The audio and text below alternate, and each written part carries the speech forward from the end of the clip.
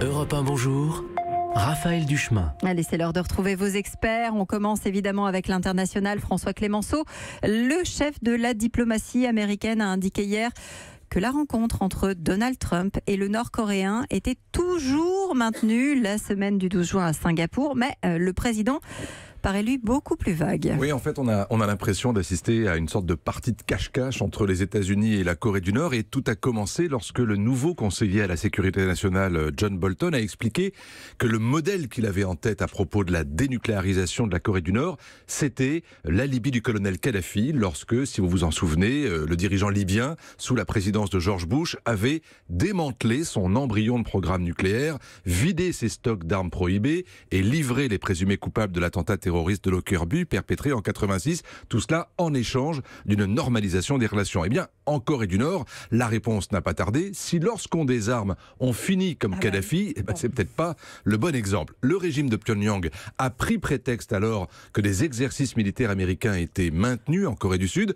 pour menacer Washington d'annuler le sommet. La Maison-Blanche a voulu alors calmer le jeu ? Exactement. Donald Trump, à ce moment-là, s'est rendu compte que ça avait été trop loin. Il a désavoué son conseiller Bolton en précisant que l'exemple libyen n'était pas le bon, mais qu'il entendait bien obtenir une dénucléarisation complète en échange d'un pacte de non-agression, même si ça n'est pas formulé exactement dans ces termes, mais surtout en échange d'une aide économique. Là-dessus, les Nord-Coréens ont précisé que ce qu'ils visaient, eux, c'était une dénucléarisation de la péninsule coréenne, autrement dit des deux Corées, ce qui sous-entend une révision des accords de défense entre les États-Unis et la Corée du Sud. C'est le fameux parapluie nucléaire qui vaut pour la Corée du Sud, mais aussi pour le Japon.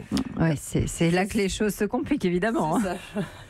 Évidemment, parce que lorsque les États-Unis s'expriment comme ça veut dire qu'ils ont peur de se laisser embarquer dans un dialogue où l'on ne serait pas d'accord sur les termes du départ de la négociation.